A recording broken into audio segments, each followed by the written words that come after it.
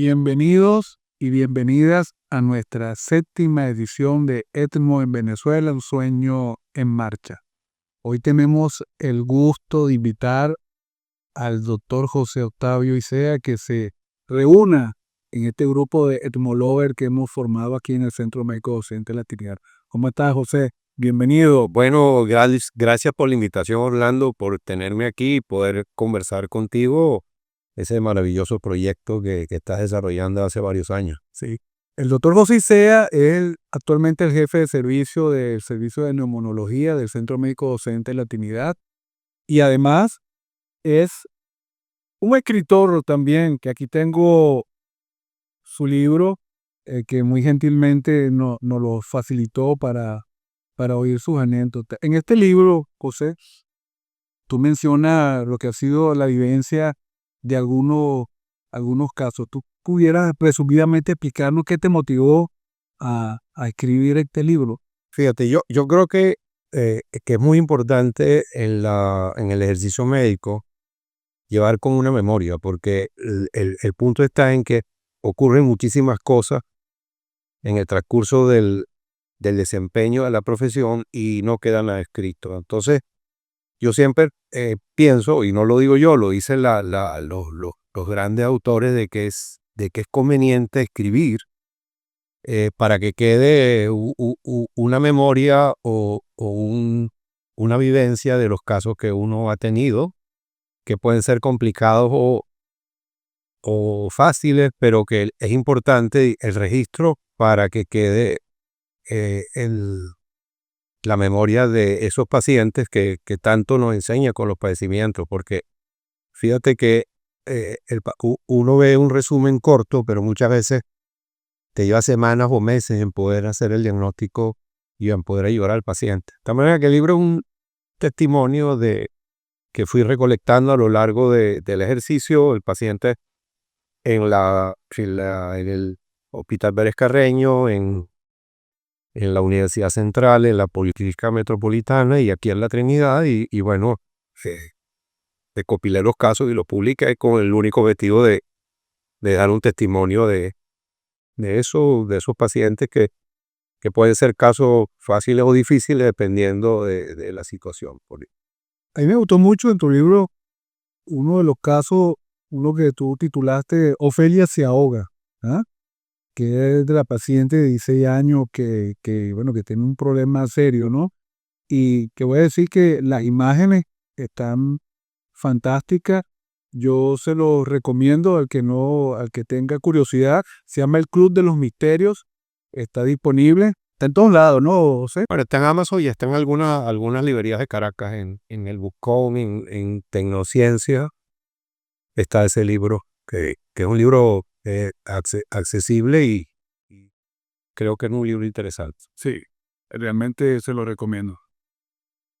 En otro orden de ideas, que también es tremendamente importante, y lo hemos tocado con otros de nuestros invitados, eh, en nuestro reciente episodio de pandemia mundial de COVID-19, el Centro Médico Docente recibió el gran impacto de esta epidemia, pues, que mermó mucho a la población mundial. ¿Cuál fue la experiencia tuya como neumonólogo? ¿Cuál fueron tus vivencias? Yo fui el director de la unidad de terapia intensiva COVID, que me tocó esos 2 años conjuntamente con el doctor Luis Carlos Morillo y el doctor Martín Carballo. Luis Carlos, compañero de neumonología, y con la mayoría de los muchachos de terapia intensiva, Joan Rebolledo, María Gómez, Yesenia Figueredo, y entre otros. Fue una situación terrible porque hay que recordar que uno vive porque tiene oxígeno. Usted agarra un ser humano y lo pone 3 minutos debajo del agua y se muere porque no tiene oxígeno. De tal manera que el oxígeno es el principal, la sustancia energética por antonomasia en el cuerpo humano, y sin oxígeno no hay vida.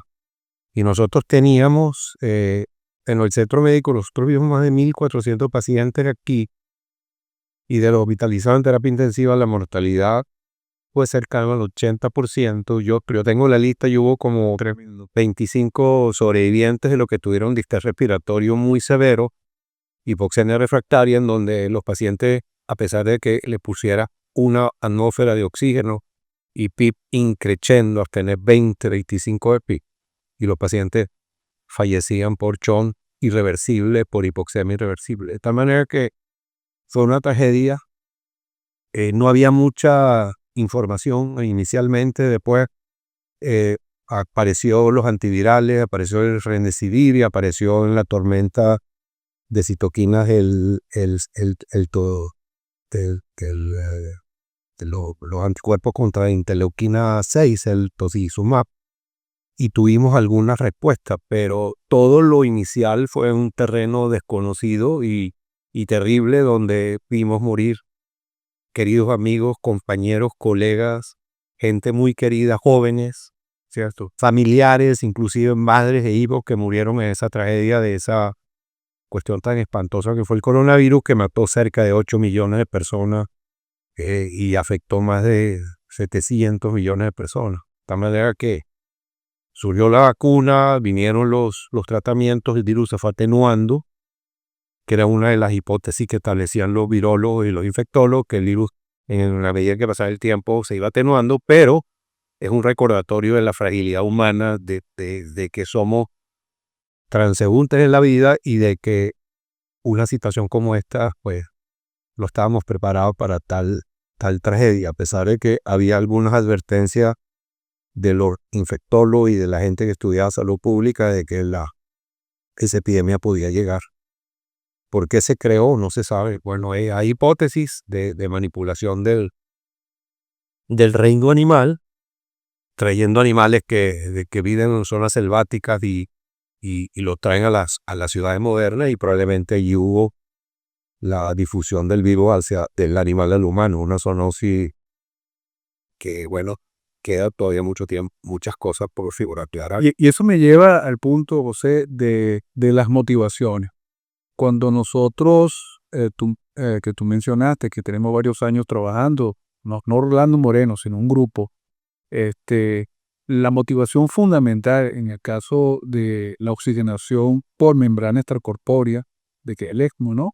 Era en aquellos pacientes que uno ve también, gente joven del hospital, del medio privado, que uno opera y que tienen unos corazones con una fragilidad tal que uno sabe que cuando uno los interviene no lo va a mejorar del todo, que es como que si nos hacía falta un extra a estos pacientes. Hemos visto en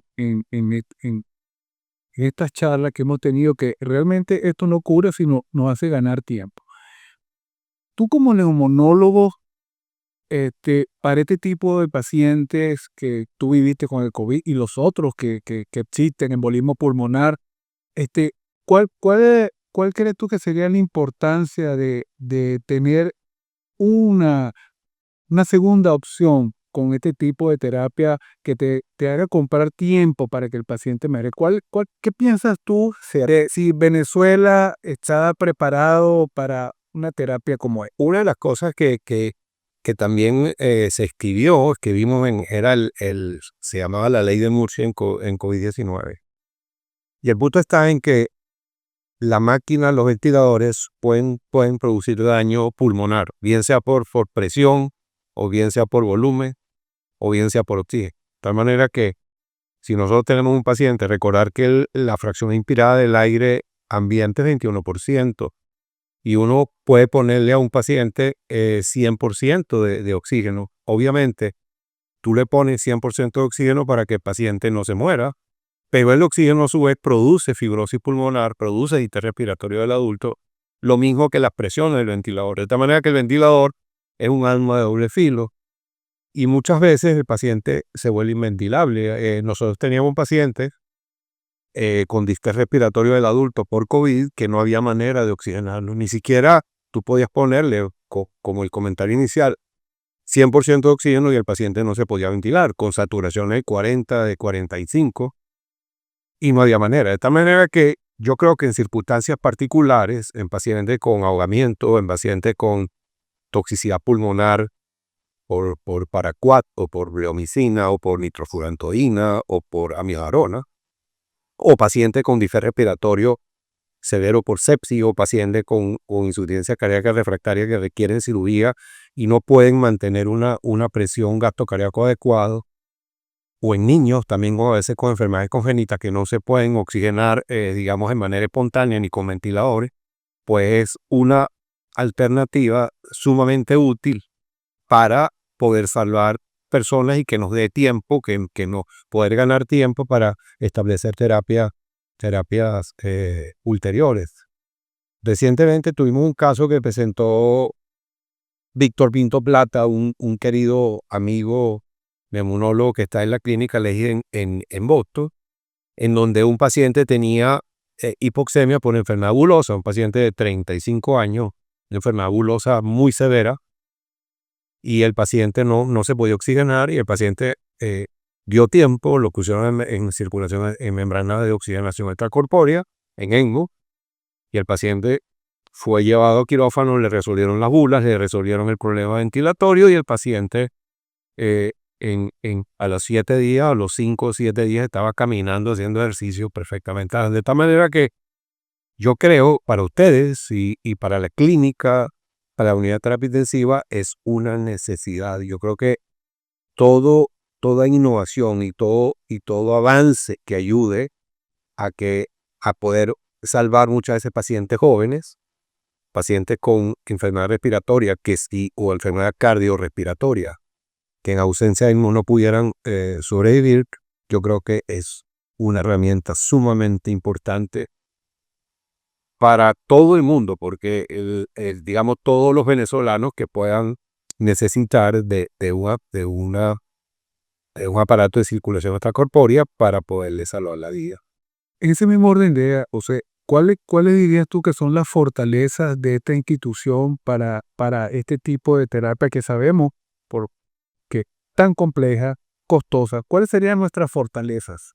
Bueno, yo creo que en principio, digamos, el Centro Médico Docente de la Trinidad debería ser como el piloto del manejo de la circulación extracorpórea, y que el proyecto abarque cualquier persona que lo necesite, no necesariamente los pacientes solamente del Centro Médico Docente de la Trinidad. ¿Qué tiene el Centro Médico Docente de la Trinidad como fortaleza? Bueno, todos los servicios funcionan muy bien, ¿verdad? Tenemos un servicio robusto de cirugía cardiovascular, tenemos una unidad de terapia intensiva con gente sumamente buena en el aspecto humano, en el aspecto técnico. Tenemos un servicio de emergencia completo, tenemos acceso fácil para que un paciente sea trasladado. Se podría plantear la necesidad de un helipuerto que pudiera ser en el estacionamiento para trasladar un paciente con trauma, quemadura o distrés respiratorio que esté en otro sitio, poderlo buscar y traer. Tenemos un servicio de neumología muy bueno, con una unidad de terapia respiratoria muy buena, un cuerpo de enfermería de primera, de tal manera que yo creo que tenemos todas las fortalezas y las herramientas para hacer de este proyecto algo que sea la realidad en los próximos meses, digamos. Sí. Tú mencionaste de nuestra fortaleza una cosa y que antes de empezar nuestra entrevista nos hablaste de los estudiantes de pregrado de nuestra universidad. Una de las cosas que me ha llamado la atención a mí es en la gente joven que estamos entrenando, sobre todo el personal de enfermería que ha participado en ya 4 tandas de entrenados por nosotros, esa sed, esa necesidad de saber, de conocer, de innovar. Es una cosa que me ha llamado mucho la atención, sobre todo viendo las situaciones de nuestra realidad, y eso son cosas que nos permiten a nosotros estar motivados para seguir enseñando. De tú que eso es muy, primero que todo quiero decir que la Universidad Central es un semillero de gente fresca y de gente inteligente, y yo creo que la Universidad Central hay que afiliarle de alguna manera, o el Centro Médico afiliarse a la Central. Ya tenemos algunos posgrados, algunos fellows que están aprobados por algunas universidades, Entonces, yo creo que la integración entre la Universidad Central y el Centro Médico Docente de la Trinidad es una necesidad.